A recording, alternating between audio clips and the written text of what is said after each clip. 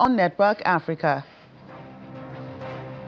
Saif al-Islam Gaddafi, son of ex-Libyan leader Muammar Gaddafi, is reportedly shot dead in Zintan city.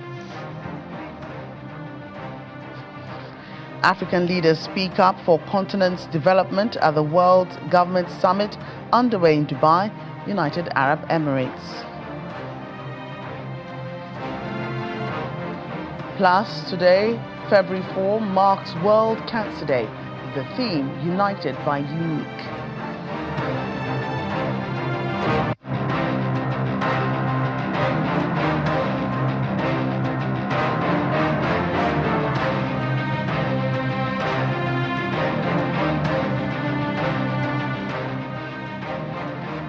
Hello and welcome to the program. I'm Joke Rogers here in Lagos. We begin in Libya, where prosecutors say they are investigating the killing of Saif al-Islam Gaddafi, son of the country's longtime leader, Colonel Muammar Gaddafi. He was 53. According to the Libyan news agency, his death was confirmed on Tuesday by the head of his political team. However, details surrounding the incident remain unclear. His lawyer says that a four-man commando unit carried out an assassination at his home in the western city of Zintan. But in a conflicting account, his sister told Libyan media that Saif al-Islam died near Libya's border with Algeria. Saif al-Islam was widely regarded as his father's heir apparent and one of the most powerful figures in Libya before the 2011 uprising. Born in 1972, he played a key role in Libya's engagement with Western nations prior to the collapse of the Gaddafi regime. Let's head to the World Government Summit underway in Dubai at the United Arab Emirates. African leaders have been speaking about the continent's development and what more Africans have to offer to the world. President of Botswana, Makoko, says Africa is poised to rule the world, citing the continent's youthful population and growing investment in education and skills development. Young people are generally innovative. They are entrepreneurial. They now have become digital natives, and that presents immense opportunities to them. These opportunities mean they can pretty much operate wherever they are, and they must, as a matter of course, remain within Botswana so that they can then spread their reach and influence to every part from Botswana. And so the opportunities that there are in Botswana, the training, the education, the acquisition of skills, the support, the environment that nurtures them and feeds and fuels their verve and vitality is what Botswana offers and what will power Africa. Africa generally is a very young continent with a median age of 19.3. Botswana's median age is 25. And so with such a population, Africa is poised to rule the world. So what are your plans for the world once you rule it? To make it fairer, to make it more equitable, to ensure that intellectual property is internalized in every part of the African continent, that innovation serves humanity, not just a predatory elite, and that everybody can partake equitably and benefit from the fruits of the economy and the vast opportunities that are available in the world. In the meantime, President of Sierra Leone, Julius Maada Bio, drew laughter at the summit in Dubai after joking about Africa's higher birth rate compared to Western countries. He made the remark during a panel discussion with the U.S. journalist Tucker Carlson alongside the leaders of Zimbabwe and Botswana, responding to a question on how Sierra Leone and other African nations have maintained birth rates at replacement level. President Bio said Africans are hard workers who work both day and night, prompting laughter from the audience and a humorous response from Carlson. I think we are hard workers, and we work both in the day and at night. And That is such great advice. It is essential to have young people and to keep the birth rate at the right level so that there is sustainability in development. What we do today, or as leaders, we provide the enabling environment, provide them with the tools, the young people to navigate the world, which is extremely tough, complicated, and evolving and changing all the time.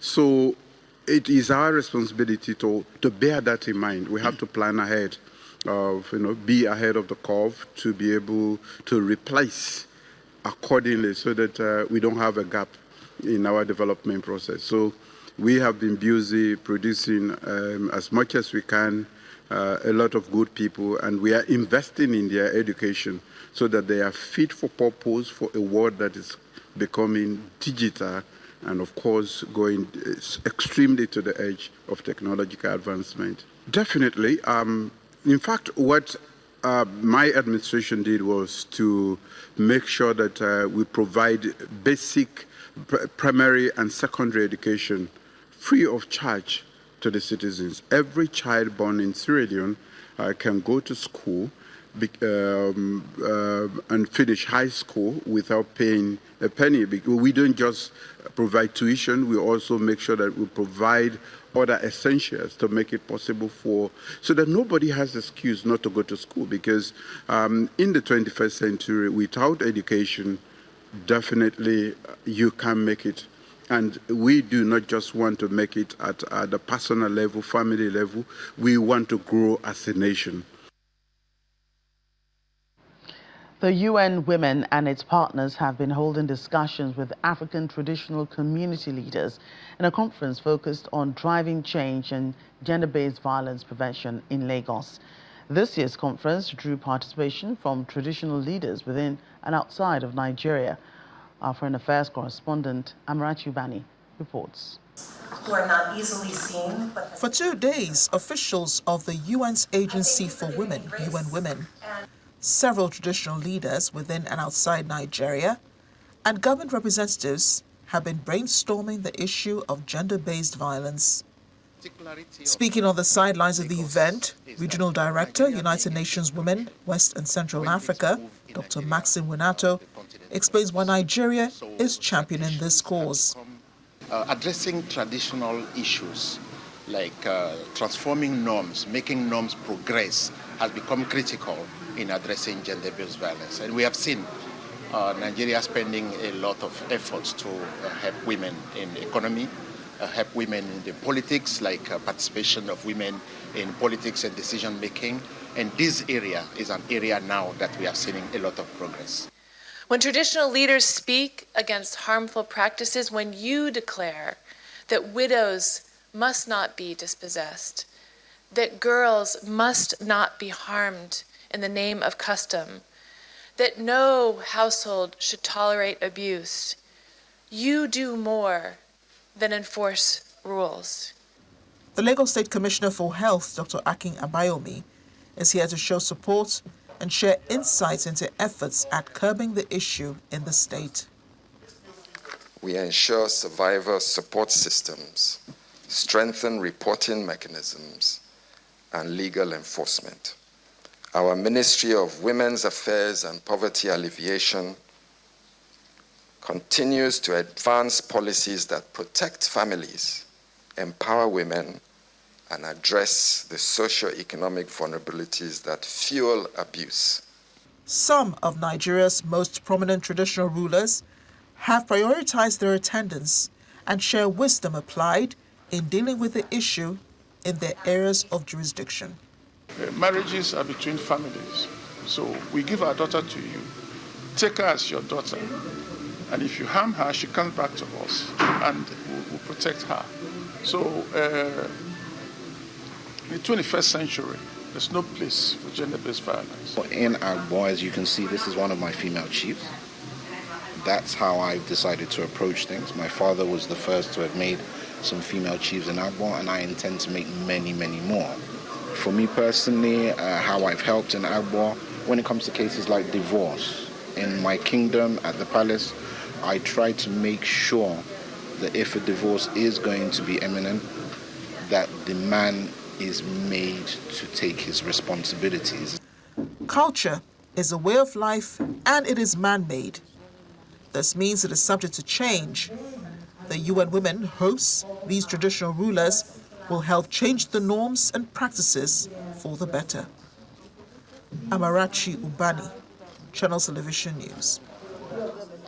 South Africa's Democratic Alliance leader John Steenhuisen has announced that he will not seek re-election when the party holds its leadership contest in April, a decision that could raise questions about the stability of the country's coalition government. The Democratic Alliance, South Africa's second largest party, entered a historic coalition with the African National Congress in 2024 after the ANC lost its parliamentary majority. Mr. Steenhuisen, who has led the pro-business DA since 2019, currently serves as Agriculture Minister in President Cyril Ramaphosa's cabinet. The 49-year-old said he would instead focus on tackling what he describes as the country's worst ever outbreak of foot-and-mouth disease. He began his political career at the age of 22 as a local councillor in Durban. Staying with South Africa, the country has officially joined the African Export-Import Bank after acceding to its establishment agreement, bringing the continent's most industrialized country into the Pan-African Lenders membership. The decision follows parliamentary approval in 2025 and gives South Africa access to Afreximbank's trade, finance and development instruments. South African President Cyril Ramaphosa says the move will support a range of strategic projects in the country. Much more seriously, today we mark a major milestone in our quest to realize what I would call the economic integration of our continent, Africa. South Africa's accession to the Africa Export-Import Bank affirms our commitment to African industrial development and to deepening trade, investment and development across our continent. Once finalized, the South African Afreximbank country program will be operationalized with a finance package, as we had, that will initially support a range of strategic projects across the trade and industrial cluster. And you are correct in saying, Minister Tau, that when the issue came up, I asked, this is so logical. And I even asked, what took us so long? Because this is the family that we should have been part of from the get-go moment. The program will inject capital into priority industrial projects, export diversification, infrastructure development, and more importantly for us, transformative initiatives. Access to regional and continental markets. That's the very purpose for which we were created, thereby realizing value from the single market under the African Continental Free Trade Agreement, to which our brother Wamkele Mene referred to. We will work with institutions such as the Industrial Development Corporation, the IDC, the Development Bank of South Africa, the DBSA, the Public Investment Corporation, and the commercial banks, in particular the commercial banks, Rand Bank, Standard Bank, ABSA, Nedbank. These are our true partners in the drive towards a private sector-led transformation of the South African and the continent's economies. We think it should be driven by those banks and ourselves. Staying in South Africa, but to health matters, the health ministry of the country says it's currently under no immediate risk of the Nipah virus outbreak that has been reported in India. And this is according to the country's Department of Health. NIV is a zoonotic disease and can be transmitted through contaminated food or directly between people. Scientists have advised that at this stage there's a very low risk outside the affected countries and there's no need for screening at ports of entry.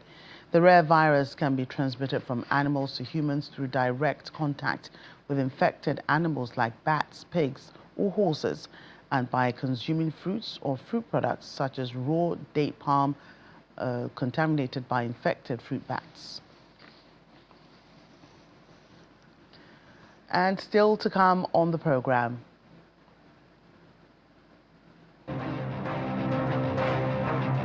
A Tanzanian drug trafficking kingpin is a...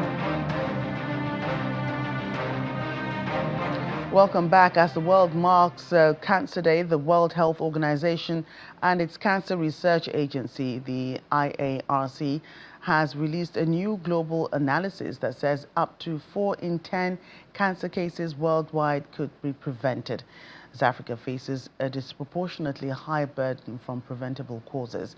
The study found that 37% of new cancer cases in 2022 were linked to factors such as tobacco use, alcohol consumption, obesity, air pollution, and cancer-causing infections.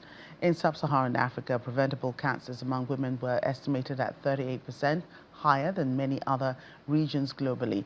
Infections play a major role on the continent, accounting for a significant share of cancer cases, particularly cervical and stomach cancers. Cervical cancer, largely caused by the human papilloma virus, remains one of the leading causes of cancer deaths among African women.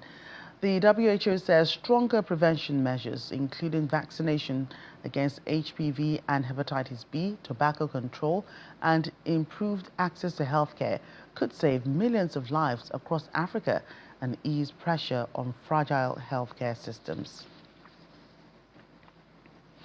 The federal government of Nigeria is strengthening its healthcare system with a new partnership to expand cancer care, cardiology, and diagnostic services. The partnership involves the International Finance Corporation, the Nigerian Sovereign Investment Authority, and the private sector. The Minister of Finance, Mr. Wale Edun, says the partnership will strengthen the nation's healthcare system, improve access to quality care, and make it more affordable.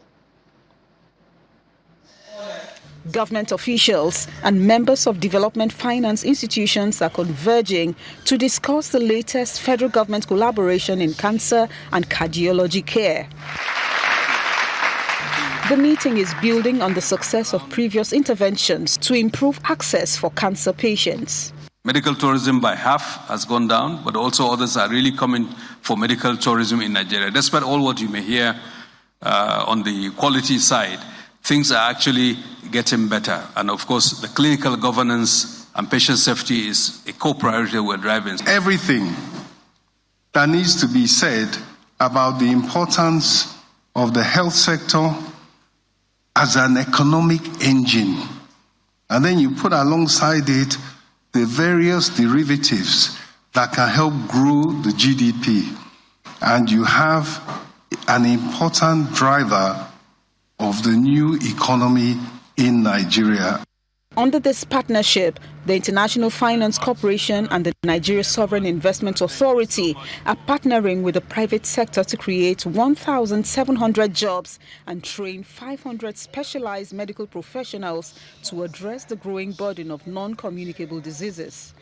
I'm very proud to say that what started off as one oncology center in Lagos and 2 diagnostic centers in Kano and Umuahia, by the end of the second quarter of this year, will become 4 oncology centers and 15 diagnostic centers across the country. And that would be impossible without the strong partnership of the World Bank and the IFC. Bringing quality healthcare closer to people, earlier, more affordably, and more equitably. It reflects our shared belief that access to care should not depend on where you live or how much you earn. The partners put pen to paper to seal the 2 memorandums of understanding. The first is to improve cancer care, and the second is to deliver transformational health infrastructure across the country.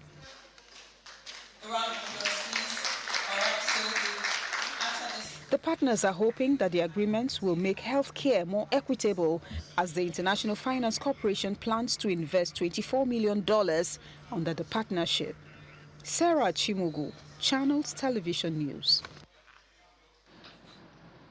And here in Lagos State, the State Assembly has intervened in the recent demolition exercise in Makoko, asking ministries and agencies to stop the action. During a meeting led by the majority leader of the State Assembly, Naim Adams, who is also the chairman House Committee on Makoko demolition, told the gathering that a task force committee will be constituted to address the matter, and community leaders will be elected as members of the committee to ensure that no issue is left untouched.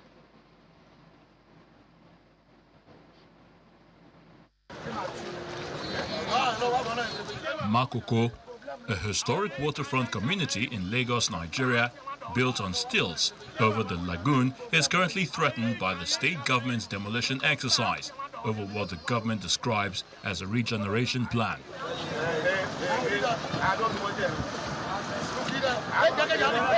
The aggrieved residents of Makoko are meeting with some members of the Lagos State House of Assembly to discuss the situation at hand. But first, their lawyer reels out their demands, especially those that have been affected by the evacuation. The community truly, which is married to the second block, wants restoration and restitution. Meaning that those whose property are demolished beyond that 30 meters be restored to the community.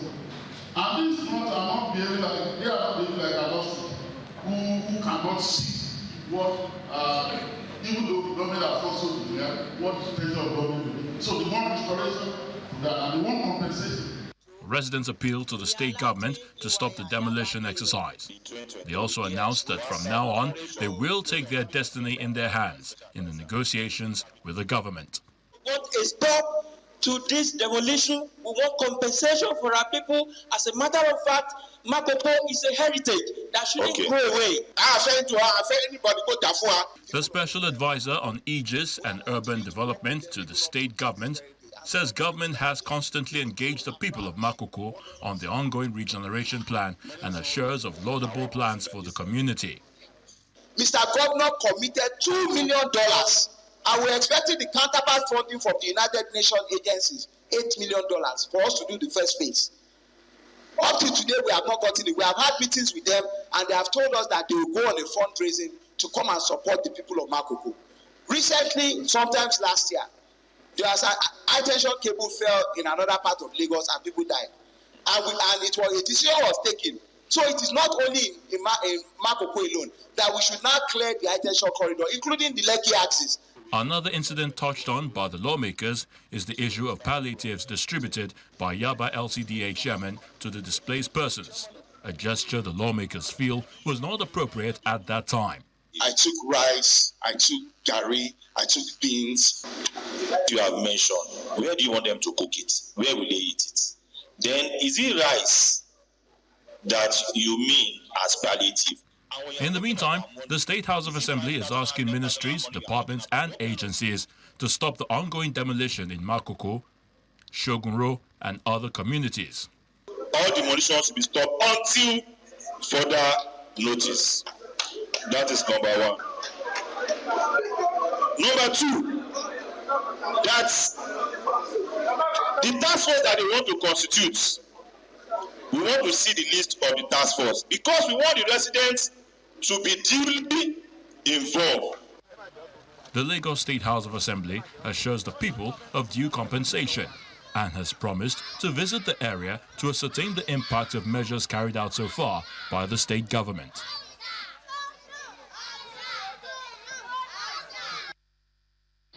And as we end the program today, here's our fun fact about the continent.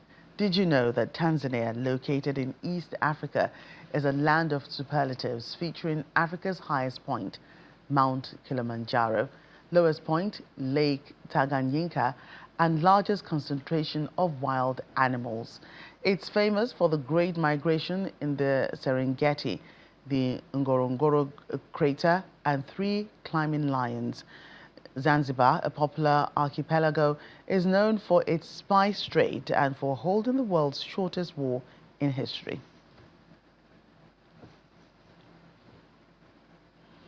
Well, now you know. That's our program today. Thank you for watching. I'm Joke Rogers.